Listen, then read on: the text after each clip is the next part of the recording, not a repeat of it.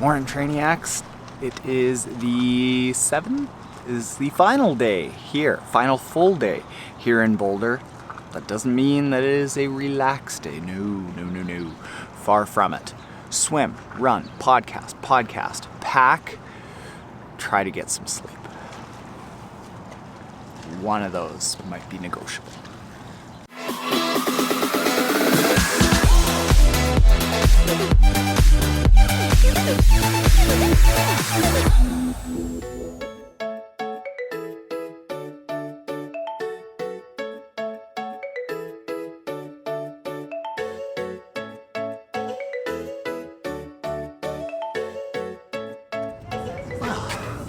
Another lovely morning at Rallysport. You remember when I said that some of that planning of the day would have to be negotiable? That was the workout.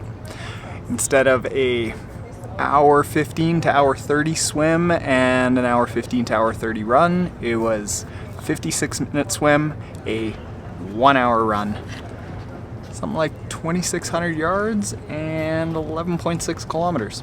All very unimpressive times. So somebody made the delightful comment, I think yesterday, that because in an old video I said that to get much faster you need to swim 4 times a week, and they're like, dude, you're delusional. We have kids, we have jobs, not everyone can just do triathlon full time like you.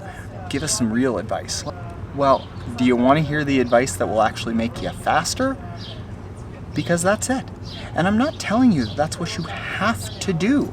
I'm telling you that that's what is recommended to improve a lot. But if you can't do it and your schedule doesn't allow it, don't do it. You do what you can do. We're all just doing a sport that is supposed to be fun, that we are amateurs in, that we fit into life. And even me, I've tried to wrap my whole life around triathlon, and I just had to cut a workout short now. I missed 2 workouts this week.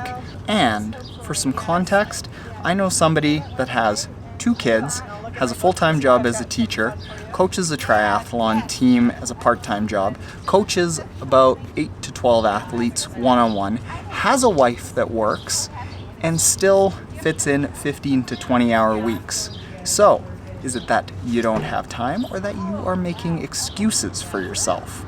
So, do what you can, not what I do, not what pros do. I'm just giving you context for the ideal scenario. Don't be a troll. All right, now, on to funner things. Erin Carson, welcome to the podcast. You know, we have so many beautiful places where you can run along the rivers and stuff like that, so... That sounds like you're guilt tripping me. That's like what I say to athletes. Like, if you want it bad enough, you'll make time for it. And the thing that started to really intrigue me wasn't the exercise physiology end of it as far as being a swim, bike, run coach. So I leave that to the professionals that do that really well. But what I really find my passion is keeping the body in a really resilient, robust state so that we can accept the training that our coaches give us. And we'll take a long walk till we start to... So now, let's take it to the next level and just have you just slide those arms up on the wall and keep contact back here. So we're making sure that his back right here is nice and flat. So just keep your head straight. And if you can get all the way up, that's kind of the goal. There you go. And then back down. This is good. Just keep going. See if you can get 8 of those. Big breaths.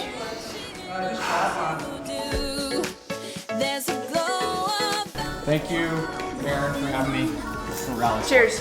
Second home. Thanks, brother. Okay, so we are back here at Colorado Multisport, all finished up with Erin, and we're about to do another podcast with Matt Steinmetz, who I did the bike fit with the other day. Just getting set up. While I do that, just a little touch on Erin. So what I realized during that podcast is how awesome this strength training for triathlon masterclass is going to be, because that entire podcast, if you go listen to it, by the way, Triathlon Taren podcast is the most highly ranked and rated triathlon podcast in the world on iTunes. I realized that we basically spent the entire podcast digging into the dirt of strength training for triathlon, and we really just scratched the surface. So at the end of the podcast, I said, this is going to have to be to be continued. And the to be continued is going to be the master class, because there were so many things that she touched on that we could have spent on each a good half hour. And that's basically what we're going to do with the master class.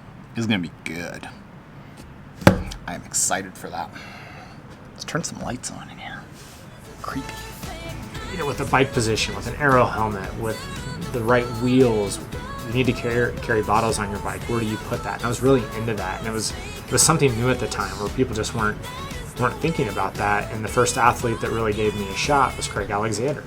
I don't know where I dug it up, but I saw once that you were dabbling in that mindset of, well, maybe I could turn pro, maybe I can't.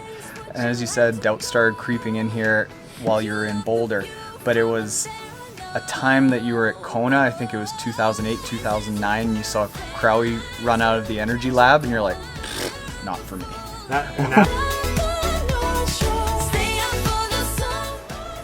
All right, this is who I've been staying with. Who are you? What do you do?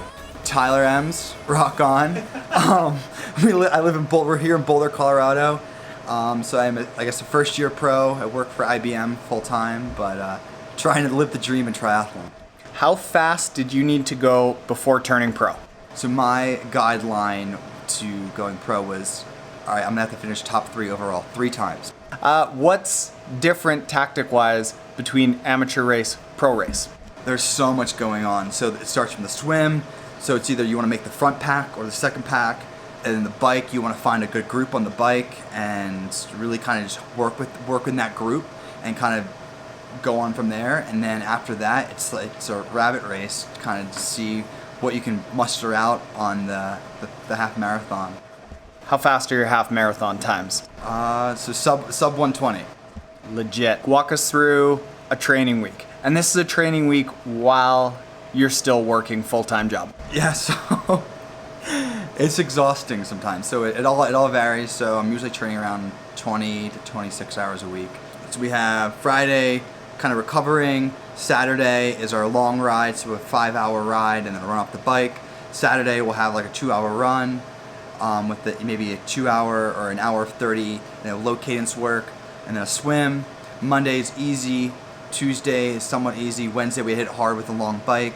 Thursday we hit it hard with a hard tempo run, and then the swimming is kind of mixed in there. So we're swimming around 25K a week and running around 30 to 40 miles, and biking anywhere from 250 to 350 miles. What kind of dance music do you listen to while you train? Taren's been sitting here doing his YouTube videos and his Instagramming and work, and he's looking over at me. I'm just constantly in a state of trance. And where should people follow you? On Instagram, so T_EMS. Thanks for having me. Rock on. So that was Tyler. Really awesome of him and his 2 roommates to put me up for the week. This whole week has been seriously awesome. I'm gonna get just all cozy like this. What's going on behind me?